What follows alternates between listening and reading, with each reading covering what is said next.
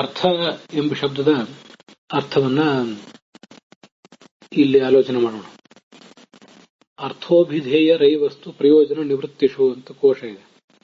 ಅರ್ಥ ಅಂದ್ರೆ ಅಭಿಧೇಯ ಅಂದ್ರೆ ಮೀನಿಂಗ್. ಯಾವುದೇ ಪದದ ಒಂದು ಮೀನಿಂಗ್ ಏನಿದೆ ಅದಕ್ಕೆ ಅರ್ಥ ಅಂತ ಕರೀತಾರೆ. ರೈ ಅಂದ್ರೆ ದುಡ್ಡು,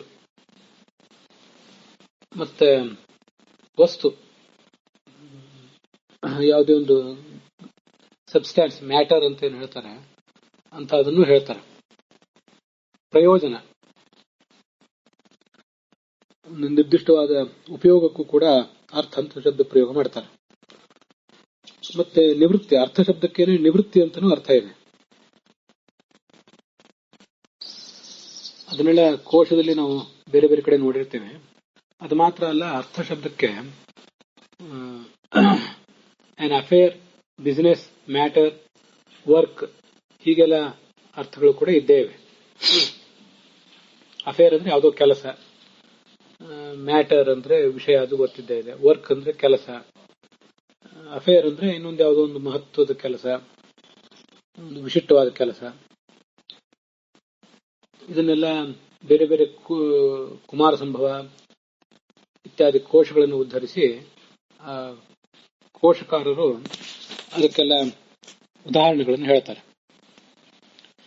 ಇಂಗ್ಲಿಷ್ನಲ್ಲಿ ಥಿಂಗ್ ಅಂದ್ರೆ THING ಥಿಂಗ್ ಏನಿದೆ ಅದು ಕೇವಲ ವಸ್ತುವನ್ನು ಹೇಳೋದಿಲ್ಲ, ಒಂದು ಮ್ಯಾಟರ್ ಮಾತ್ರ ಅಲ್ಲ. ಥಿಂಗ್ ಅಂದ್ರೆ ಕಾರ್ಯವೂ ಹೌದು, ಯಾವ್ದಾದ್ರು ಕೆಲಸ.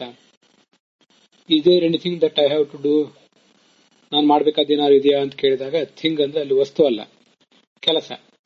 ಹಾಗೇನೆ ಅರ್ಥ ಅಂದ್ರೂ ಕೂಡ ಥಿಂಗೆ. There is nothing that you have to do, ನೀನ್ ಮಾಡ್ಬೇಕಾದ ಏನಿಲ್ಲ ಅಂತ ಹೀಗೆ ಹೇಳಿದಾಗ ಅಲ್ಲಿ ಥಿಂಗ್ ಅಂದ್ರೆ ವಸ್ತು ಇಲ್ಲ ಅಂತಲ್ಲ, ವಸ್ತುಗಳು ಅನೇಕ ಇವೆ, ನೀನು ಮಾಡ್ಬೇಕಾದ ಕೆಲಸ ಅಲ್ಲಿ ಯಾವುದೂ ಇಲ್ಲ ಅಂತ ಅದರ ತಾತ್ಪರ್ಯ ಆಗ್ತದೆ. ಆದ್ರಿಂದ ಥಿಂಗ್ ಅನ್ನೋದು ಇಂಗ್ಲಿಷ್ನಲ್ಲಿ ಹೇಗೋ ಹಾಗೆ ಸಂಸ್ಕೃತದಲ್ಲಿ ಅರ್ಥ. ಎವ್ರಿಥಿಂಗ್ ಈಸ್ ಗೋಯಿಂಗ್ ಆನ್, ಎಲ್ಲವೂ ನಡೀತಾ ಇದೆ. ಮತ್ತೆ ಇನ್ನು ಕೆಲವು ಕಡೆ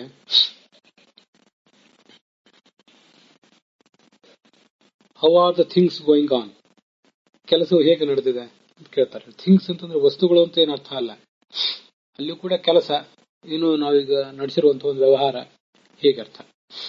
ಆದ್ರಿಂದ ಅರ್ಥ ಅಂತ ಅನ್ನೋದನ್ನ ಆ ಅರ್ಥದಲ್ಲಿ, ಈ ವ್ಯಾಪಕವಾದ ಅರ್ಥದಲ್ಲಿ ವಸ್ತು ಮತ್ತೆ ಯಾವುದೋ ಒಂದು ಕಾರ್ಯ, ಈ ಎಲ್ಲ ಅರ್ಥಗಳನ್ನು ಕೂಡ ನಾವು ತಿಳ್ಕೊಳ್ಬಹುದು.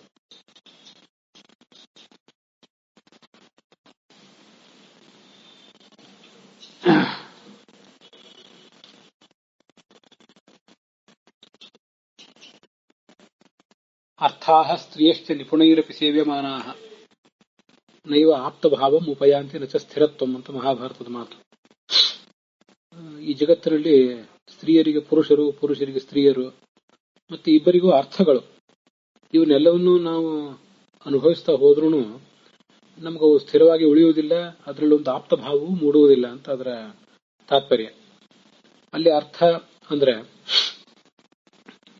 ಕೇವಲ ಸಂಪತ್ತು ಅಂತ ಮಾತ್ರ ಅಲ್ಲ, ಧನಕನಕಾದಿ ಸಂಪತ್ತು, ಪಶು ಅಶ್ವ ಮೊದಲಾದ ಸಂಪತ್ತು ಮಾತ್ರ ಅಲ್ಲ, ಅಧಿಕಾರ ಮೊದಲಾದದ್ದು ಅವು ಕೂಡ ಅರ್ಥಗಳೇ.